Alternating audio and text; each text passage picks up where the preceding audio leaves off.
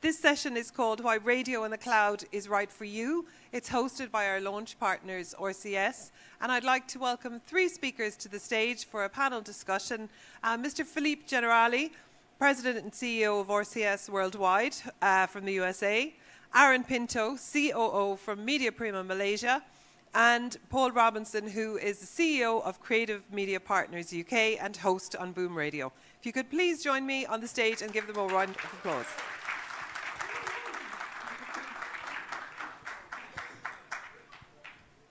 Thank you very much, gentlemen.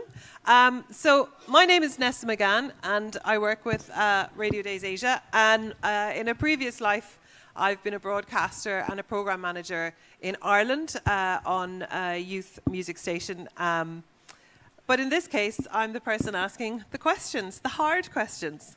And I think I'm going to move a little bit this way so I get a better look at everybody. Let's start with a little bit of a quick fire one. Aaron, you're in Media Prima in Malaysia. How are you using the cloud right now? So we're using the cloud in many ways. In fact, Media Prima got into the cloud way much earlier. In 2016, are you guys always ahead of the curve? We were already ahead of the curve in a sense that from a cost standpoint, we needed to get there. So we got onto the Google service. So all our Word documents, our spreadsheets, were all using the Google Suite. And in 2020, when the lockdown happened, it was actually a blessing for us. So we're now using Google. It was a blessing you were already established using the cloud. Yeah. So we had Gmeet, we had Google Docs, and everyone could collaborate at the same time from different places in the world, right? Yeah. So, and then we got into RCS as well, and we're using their cloud services as well. Okay, and was the kind of jump to cloud way back then, was it, we want to save money, or no, we like being ahead of the curve, or? No, we had to save money. Okay. Microsoft was getting too expensive. Yeah. So we worked a deal with Google, and we got into their G Suite. Okay. Yeah. And tell me a little bit about the amount of stations that you have in Media Prima. You've got quite a lot of different services that are. So we have 5 radio stations in Media Prima. We have the #1 Malay radio brand in the country. We have also a community radio brand which is on the east coast of Peninsular Malaysia. We have one English brand, and we have a Chinese brand as well that goes nationwide. Yeah. Busy people in Malaysia. Paul, how have you used the cloud, and when did you start that relationship? Well, I started the relationship with RCS a long time ago, 87, using Selector, which actually even predates our CEO here. Essential BBC Radio 1, which is the national pop station for the UK, which is a big station with 19 million listeners, and people were actually creating their own individual programs, not a proper station sound. So that was the first time I worked with RCS, and have obviously worked with you ever since. My daytime job is as a consultant, and I work mainly with TV and digital companies. So I can talk more about people like ITV, Sky, Comcast, who are big broadcasters, streamers, who've used the cloud for all sorts of reasons, not only cost reduction, but also to enable work colleagues around the globe to contribute, to do editing locally rather than in premises, to improve their environmental sustainability, all sorts of benefits. Really important now. So cloud is something that's not just a radio opportunity, it's an opportunity across the entire media spectrum. That's good. It's good to hear that. Philippe, what kind of tools are you building at the moment? Because it's been an evolution from 87 when Paul said he started using your services, and now the cloud is in the mix. Yeah, we had to adapt. RCS is the leader in the automation system in the music scheduling system for radio station. We have about 15,000 radio stations as customers. And I remember in 2017, we had one of our customer. I was making a courtesy visit, and so when do you buy your next automation system? When you're ready? And he said, I'm not going to buy any computers. I'll tell you, Philippe, I'm not going to buy any computers. I will stop buying computers and I will look for a cloud solution. I said, do you want a cloud solution for radio where you just log in to a browser like you do your banking or you do your email? He said, this is exactly what I want. I said, okay, we'll do that for you. We'll make and off we went, and we started writing a cloud solution, which today it's used by about 500 radio stations in the 500 in the United States every day. Not syndication, individual local radio station that have completely unplugged any automation system that are exclusively broadcasting from the cloud. The DJ, the presenter, log in, username, password, just like you do your banking, like you do your email, like you do any app, and off they go with their show. There you go. Have you found that it's gotten much resistance, or are people kind of moving towards it now, going, yes, this is what we all need? I think there's a fear of the unknown. To be honest, when you tell people you're going to be doing your show on a laptop or on an iPad, and you mean there is no rack room, there is it's all going to be right there in the cloud. By the way, you don't have to be in the studio. You could be at home. Now we start getting smiles. Okay, I don't have to come to the studio. I think Aaron is agreeing with you there. Sell the benefit first for them. Exactly. Yeah, because Aaron, you mentioned in COVID, it was, we've come out of it, but we've seen it this week, things happen and that people want to work from home. And we all had to back then. But now it's almost like a benefit. And that can happen. Does it happen with you in Media Prima? Yes, it does, because fundamentally, Media Prima Audio is not a very big team. We have key personnel double hatting for different stations. So when one's on leave and one's on medical leave or something, then we would naturally need the person on leave to come in and just help out a little bit. But come in a sense that come in online and drop the stuff in, and we'll pick it up and put it out on air on this side. Yeah. So it does help. And how have you seen it help, Paul? Well, I think you're right. I mean, there is a downside, I think, when you start doing work at home, because you haven't got that sort of sense of hot seating in the studio, handing over to a DJ, taking over from somebody else.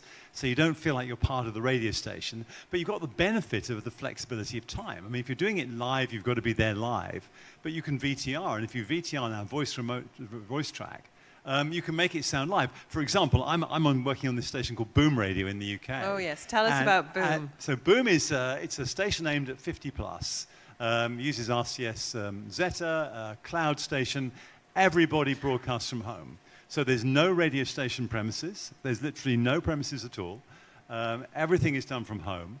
I'm actually on air this afternoon. I mean, 10 a.m. this morning UK, 4 p.m. this afternoon local time. I'm doing a 2-hour show today. Very good. But I can be here as well. Yeah. So what it does, it gives you amazing flexibility. What I would say, though, it's all in the preparation. Yeah. You've still got to do the prep. If you do the prep, it sounds great, and it's all from home. I mean, sometimes the dog will bark or the postman will, knock at the door or something. You've just got to make that work. But otherwise, it's great. And I think people now really like it. But of course, the key thing is you can access talent you couldn't otherwise access. Because suddenly, just it, isn't it? The world's your oyster. The world is your oyster, exactly. You can get talent from anywhere at all, which you couldn't otherwise get. So actually, you can enhance your content. And going back to what Vivek was saying about localness and investing in talent and people, actually, cloud helps you to improve that and make you more competitive. Absolutely, and it allows you to innovate maybe in ways that you wouldn't have thought possible before.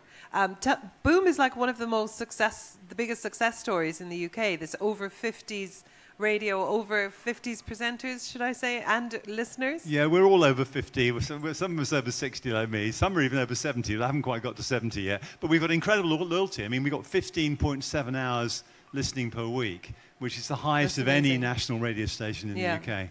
Yeah, and it's all done All done at home. Yeah, I know.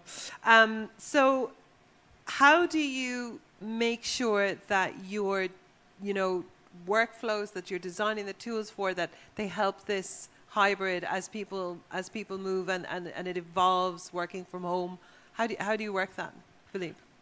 So what we propose to our customers is dip a toe in the cloud by using the cloud as a recovery system when you're in trouble in the studio. So it's a disaster recovery.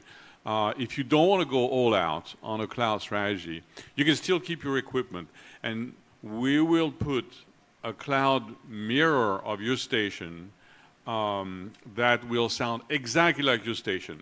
The music will be there, the commercial will be there, your voice track will be there, and if you have a problem in the studio, there's a malfunction, there's a virus, there is riots outside the studio, you can't get into the studio or anything, you can switch to the cloud, and then the operation comes from there. Nobody can take the cloud away from you. The cloud will go straight from there to your transmitter, to your FM transmitter, and you will stay on the air as a broadcaster. So we suggest as a possibility to use the cloud as a disaster recovery and get a toe in the water. You can use it for a few hours, a week, a month, and then progressively, what we have seen now is that the cloud is the main operation for many, many FM, and their automation system is actually the backup. The backup, right? So you can still go back to plugging your old computer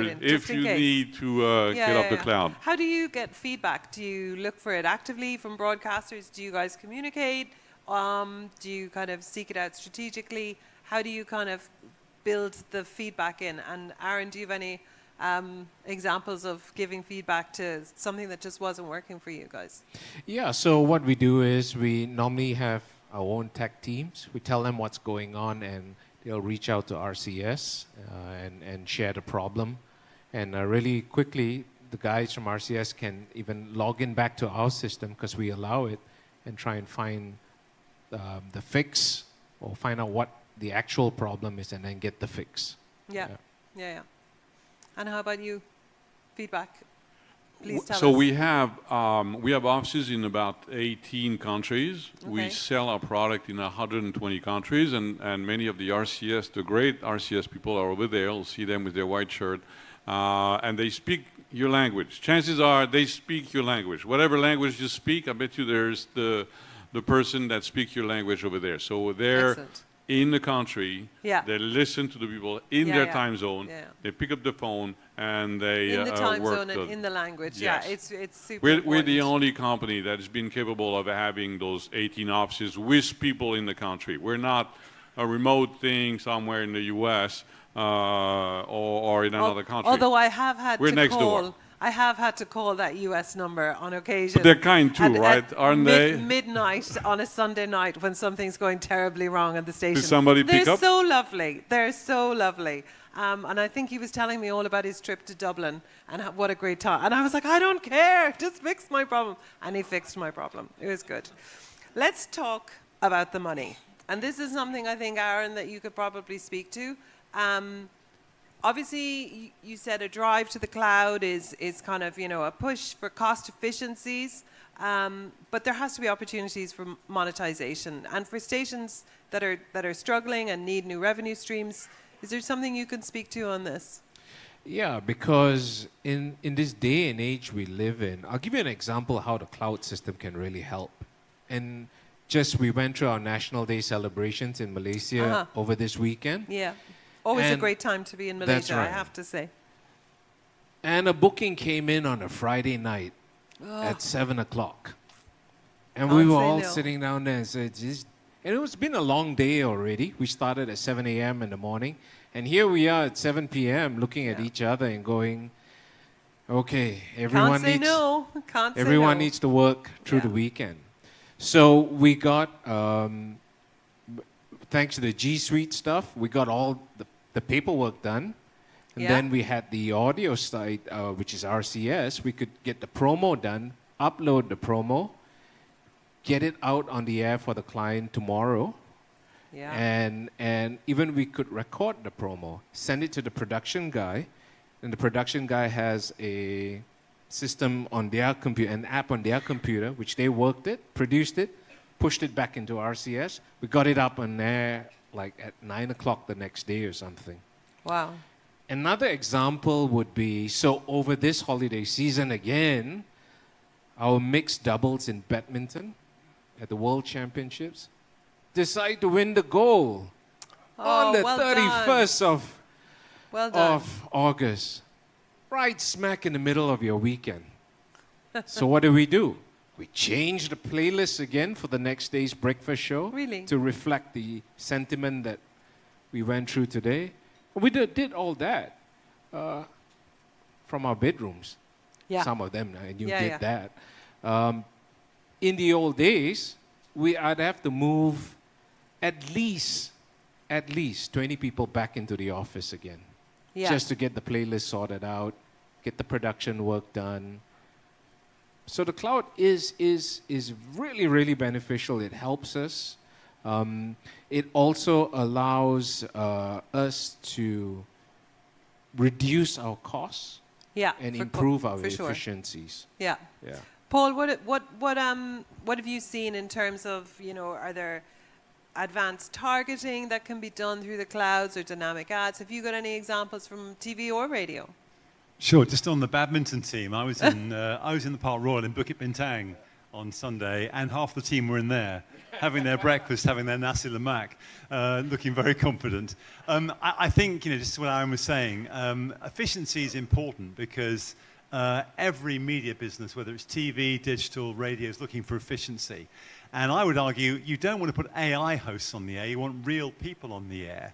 And I think Corey and Vivek really cemented that this morning in those keynotes. It's about local language, local hosts. So I would say you want to keep local people on the air, but you want to reduce costs where it doesn't really add any value. So things like premises and all that other stuff, that can go with the cloud. You can save that money. So your radio station, you can really focus on it sounding great. On the revenue side, I think the key again was in those early presentations which set that up, which was about being relevant. Lots of outside broadcasts, for example, doing remotes. Much easier in the cloud, much easier to do an OB, and you can send people out, and they've got access to the content wherever they are, which of course in the old days was really, really complicated to do that. So, reflecting, for example, the gold in Malaysia or any particular event, maybe something happening, here, you can do that better. And also, you've got more flexibility with the talent. So that will help you to raise your revenue. I mean, this idea about competing with these global giants, radio's got to remain relevant, and part of that is about community, local people, local events, local language, and the cloud helps with all of that. Yeah. One other thing I would add to that would be a lot, and all of us go through this, every 5 to 8 years, there's capital expenditure we have to put aside for our servers. And they can run, like for us, with 5 brands, it's 2 million ringgit, easily, upfront. Okay, that's a lot. That sounds like a lot to me. Yeah, so, with a cloud service, that cost gets significantly reduced. And in a environment like Malaysia, where the ratex is flat, declining slightly, depending on the period you're in, these things help. Yeah, for sure. Yeah. For sure. Their cost savings, efficiencies, reductions, but you can do targeting, dynamic ads. Yeah, there are options. So there's a lot of options to monetize the content, and it's easier when you're in the cloud. I think on the cost saving side, what's the most interesting part, one of the interesting part is that things can be temporary. What I mean by that is that if you, as a content creator for your radio station, you want to experiment with a program that would target, let's say you want to diversify and you want to go to a 40 to 50-year-old channel, or you're going to try the mix and adapt it to a 30 to 40-year-old crowd. You can try that channel, and you can try it for a few days, a few weeks, or a few months with a cloud system. With a cloud system, you don't have to buy a computer, set up an automation system to play it and schedule it and so forth. You could just say, I just need one more channel, and you're going to pay only for the time you use it. If you use it for a day because an artist just passed and you want to do a special on that artist, you could do that for a day. You upload the music and boom, it's in the cloud. It can go on the internet. It can go on your FM transmitter if you want. It can go wherever you want. And you just pay a few dollars for a month or a week or a day of use. So you could do ephemeral channel, as many as you want, and you stop them when they don't work, and you keep them when they work, and you refine them. So it's a great way to experiment and have only the cost of the time you spend on the air with the system, not having to set up machines and servers to say, I'm going to try 23 channels, so I need a machine that does 23 channels. And then Paul, I can see you nodding in agreement. Your mind is ticking. What are you plotting? Oh my goodness me, you can see me, read me that easily. What I was going to say is that I absolutely agree. I mean, at Boom, what we do is we actually are online, but also on DAB, DAB+. So different advertising streams go onto the digital broadcast and the broadcast.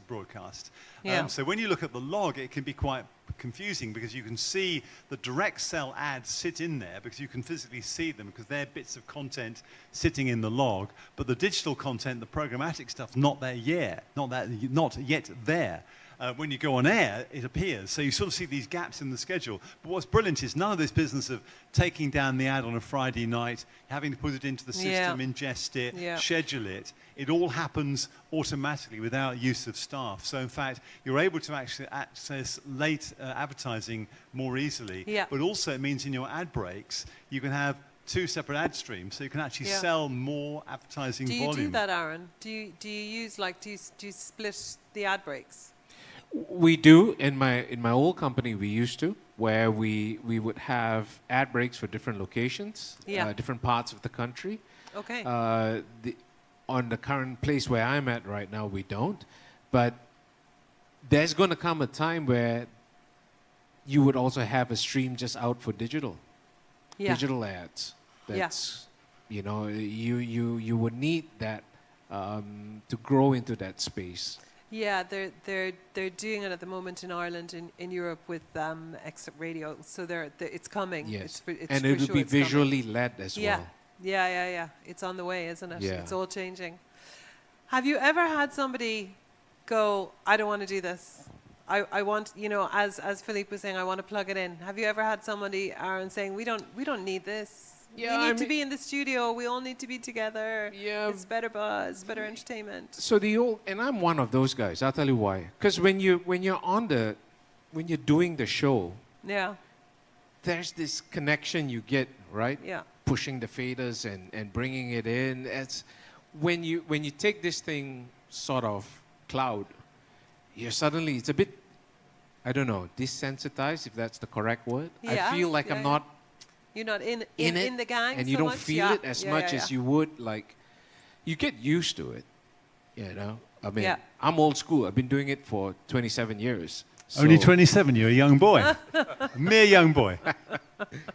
And by the way, you can still go in the studio and use a cloud solution. iHeartMedia, the largest owner of station in the U.S., has 850 radio stations. The majority of them are operating on the cloud. And DJs and presenters who like to sit around the table to get that specific atmosphere and do signs at each other's, and they still use a cloud system. So the studio becomes just a kitchen table around which they're sitting, still using. I was saying a remote setting, you feel disconnected. Yes. Well, we being British, we use the pub. So what we do is we meet up regularly and have drinks. So that's how you get the sort of camaraderie. Well, that's all right. That's good. But just to add to what you were saying there, we do have some not to be ageist about this, we have some presenters at Boom who are over 80. Oh, wow. And they did find it difficult initially to get used to this idea that they're doing a show, but there's no feedback until it actually goes out. Yeah. Because they're recording it in a different time. And this idea that all you have is a microphone and a space bar, and you hit the space bar, and it's next, next, next. You know, where's the fader? Where's, you know, I can't cue up my vinyl. And there was something about, you know, putting a record on, winding it back a third of a turn, and then, you know, playing it from a piece of vinyl. But they get used to it, and now they love it. But it just takes a bit longer. You've got to coach. And they soon realise that they can do it in their, you know, their spare room or whatever, and they love it. Yes. But you've just got to give people a bit of time to adapt. Yeah, always. I would say start with the benefits. Yes. Yeah, that is a big thing for you. Sell the benefits. How this can actually help improve their lives. You got to make the sale, because people by nature, they're very locked in their ways. They're very set in their ways. They don't want to change. I used to do this for 20 years. Then, you know, wasn't an issue. Why are we redoing this? Is there a need to? Well, the short answer is yes, because it's an efficiency, from an efficiency standpoint, also from a cost standpoint. We need to. Yeah. But you know what doesn't change? I agree with that completely. What doesn't change is if you're a radio presenter, you've got to say something interesting. You've got to engage with the audience. You know, it's what you say and how you deliver what you do, how you introduce the records, the stories you tell, you know, the things you bring from your personal life, the way you present information. That skill doesn't change, does it? If that's in the person, they can learn the cloud. If they're a good natural communicator, I think anyone can actually adapt to this new way of working. Yes, absolutely. So at MPA, what we did was we started with the low-hanging fruits. Let's put the Adobe on the cloud. You know, put all this little software. That'll be the durian, will it? The low-hanging fruit. They put all on the cloud, and so they get used to it. They see the benefits. Yeah. And there will be champions within the team that go, "This is really cool." You make these champions your training champions.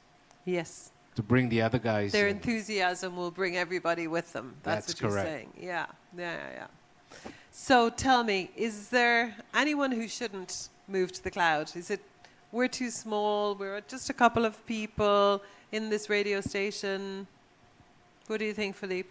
Actually, you're going to sound like I'm going to sound like I'm overselling that, but I mentioned iHeartMedia, 850 radio stations, 850 FM and AM, $3 billion of money flowing for advertising, and they're moving to the cloud because it's more efficient.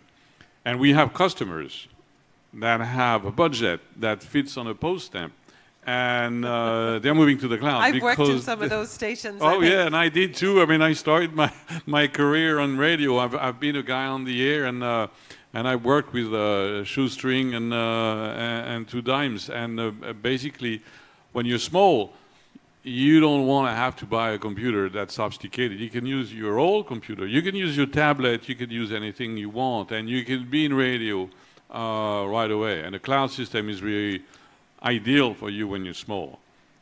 Small, medium, large. I mean, it's really okay. You're definitely selling it. But Paul, what do you think? Would it fit? Does the cloud happen? You know, you mentioned the bigger companies. I think, you know, ITV, for example, which is the largest commercial broadcaster in the UK, it's a TV service, it's spot advertising, but it's moving into the digital world. So it has a platform called ITVX, which is their local attempt at Netflix. So they're just moving from that. But the revenue currently all sits on the linear service, the legacy linear main TV service. And when they move viewers across from ITV to ITVX, they actually lose revenue because they're getting lower CPMs on the digital service at the moment because it doesn't have scale. So they've got to really manage their linear service for cost because they're not going to get any more revenue in there, but at the same time drive the digital service and drive the revenue up for with scale. With AVOD, VOD, and fast channels and radio. So for them, it's been absolutely about trying to drive costs down. You know, they're the market leader in advertising with $3 billion of advertising revenue, but they're still under cost pressure. You know, Boom is a small station. You know, we're a small station, you know, with all of us at home, you know, no premises, and we use it. So I do agree. You know, I think anyone who's operating a business should look at it. And what I'd also say is, if you're worried about your green credentials, it helps with that too. That's what I was going to ask about. Yeah. It's very sustainable. It is, because... But is it using like loads of data? Is it not contributing in that way? No, because what you're doing is you're saving on all those fixed costs which come from premises. You know, premises are expensive to heat, to light, all that power, different buildings all around the place. You're at home. You know, you're using your own Wi-Fi. You know, I mean, okay, you're turning your light on in your spare room, but you might do that anyway. So ultimately, your carbon footprint goes down. So you're much more sustainable, much more green.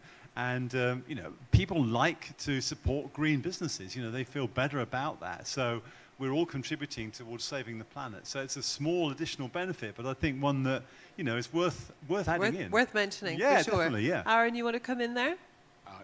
Nothing much, but just to add on, the smaller you are, the better this is for you. For sure. For sure. Well, at my height, I couldn't agree with that. But you are shorter than me, so that's fine. Shots fired on the stage. Of course. No, but seriously, I mean, if you think big companies are looking at it to save costs, right, to drive it down, as a small business, why would you not get into that and just reap the benefits? Don't reinvent the wheel. You know, the big guys have already thought about all this. So definitely. Definitely go for it. Where do you see it going for you or Media Prima in Malaysia generally? Like, where do you see it? You know, it's evolving all the time. You know, COVID was one thing. Your stuff at the weekend was another. The badminton guys. How are you going to use it? What's the evolution? Or can you even think about that yet for the future? The evolution of this would be, in my opinion, and this is a bit of crystal ball gazing here, is AI and cloud. Together.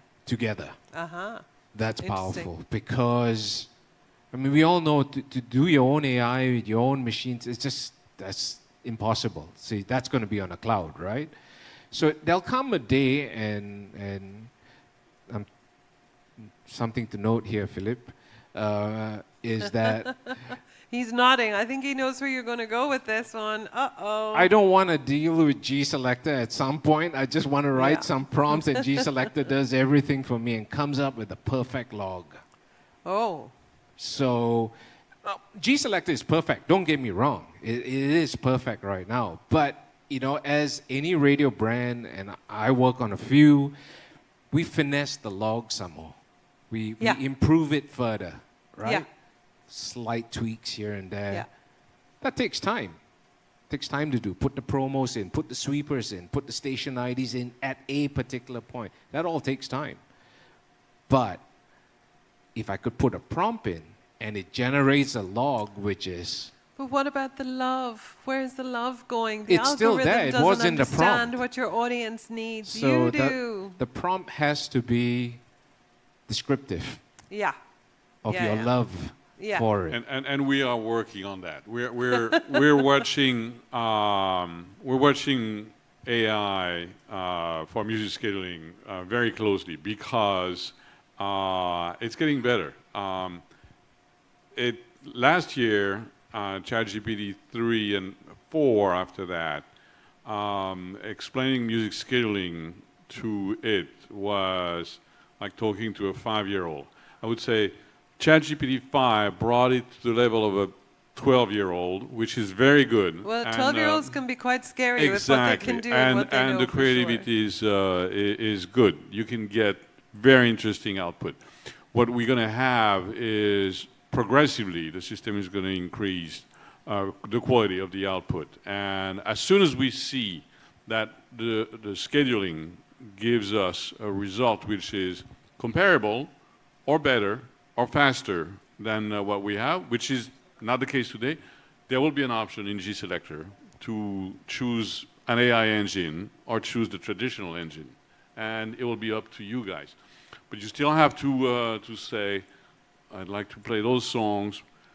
If you want to suggest some other songs, just knock yourself out and introduce some songs that you think I should play, and then the system will augment your playlist, suggesting songs. It will put them in an harmonious way because you don't want to do 3 ballads in the morning. That's correct. In a row. It will keep those kinds of rules and goals, and it will. Yeah, so it sounds like a much more approachable music director / program director rolled into one, without the grumpy attitude. Yeah. Yes. Yeah. Okay. Could be a future for that. Could be a future for that. What do you think, Paul? No, I agree. Look, I think for example, if there's a major star who passes away, you want to instantly move to that, pivot to that, and this could happen very easily. I do think that you need to keep the humanity in it. And one of the things that we're very lucky at Boom is I choose a lot of the songs I play. Not the whole thing, but I choose about a third to a half of the music. And in fact, last night I was in the hotel room, thinking about songs and playing stuff, thinking, should I put that in for next week? And I do think you've got to keep that. I would say AI is a fantastic tool, and I would advocate using AI for research, for background, for playlisting, but ultimately, a human being, I think, should make the decision. Always have someone as a human being who takes the final decision. This is how it sounds. And that is the art of the prompt. Absolutely. Yeah. And my plea would be, please, no AI hosts. Because I think you want human beings on the air. Do you want to talk about AI hosts? Human beings on the air, please. Well, the AI host that we have is actually a human being that has been crafting the script, if you will. But it's just being voiced by someone else. As a radio station, what we do is we try and excite the market with new features that we can put on the brand. Very innovative. Very innovative to have, I think, the first AI DJ in Malaysia, certainly, and I'm not sure about further out in Southeast Asia. That's right. Yeah, we were the first. But we've taken it one step further. So, as I said earlier, we have newsreaders who potentially is on leave, and we need them to record from outside. But we've cloned their voices as well on our service. So they could come back in on a voice app sort of note, which is far from ideal to put for broadcast. Not great quality, no. But because we've recorded a good sample of them on our AI system, so we can clone up their voice straight away. It'll pick up their cadence and get it back out on news straight away. They're on leave. Do you pay them? But we compensate them in terms of leave. Yeah. Because you get recalled for work. It's no choice, right? Yeah. If you're a talent out there, I don't know if we have any talent, any on-air people, just make sure your voice is your IP. Yeah, so make sure it's protected. When you sign a contract with your boss, just make sure that you can use your voice under certain circumstances. Not every single. For emergencies, yes. For emergencies, for sure. We actually did this at Boom Rock, the rock station we have. There's a very famous DJ called Tommy Vance, who was a very big rock DJ for many, many years on the BBC, much respected.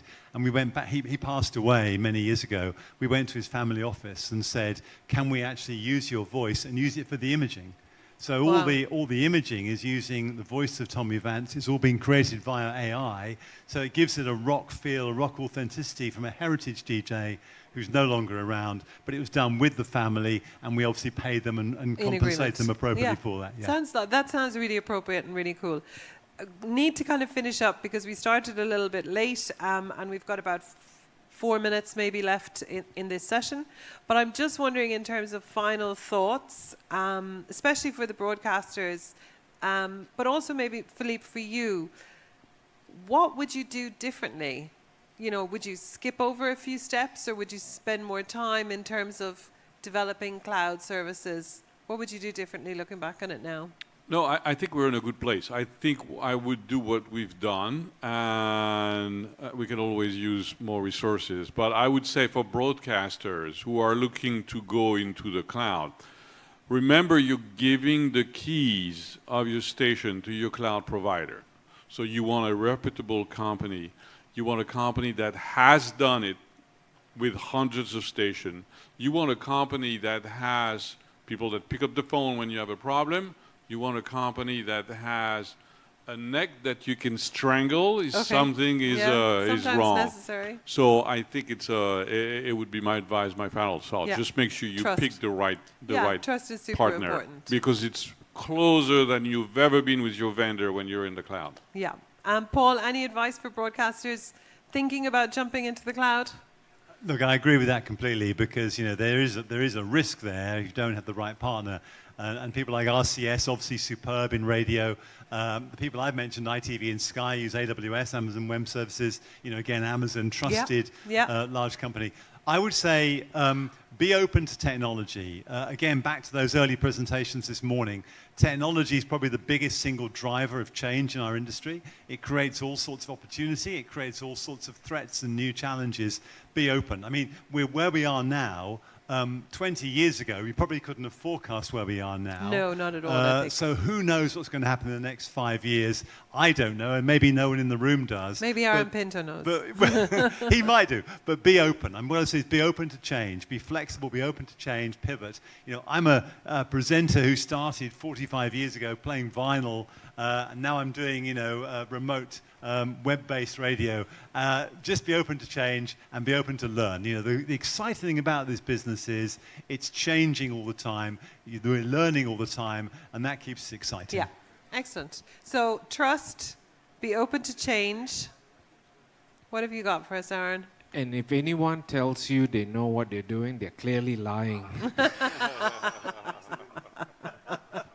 So true. Nobody knows. Nobody knows. You get up tomorrow and the world looks different. Yeah. My only advice to broadcasters and potentially those of y'all who want to get into this space is that, look, keep the cost low. Yeah. Technology is continuously changing. You don't want to invest in something and then have to go, well, now this is obsolete. And that'll always happen. But one thing that I know, with a cloud system, less likely. Yeah. Okay, I think we're going to leave it there. We have some room for questions from the floor. If there's anyone who has a question and would like to raise their hand. Otherwise, I'd ask you to put your hands together and thank Aaron, Paul, and Philippe for really engaging. Thank you. Thank you. Thank you, guys. We're going to take a short session break for about 2 or 3 minutes, and then we will be back with AI and the power of storytelling. Thank you.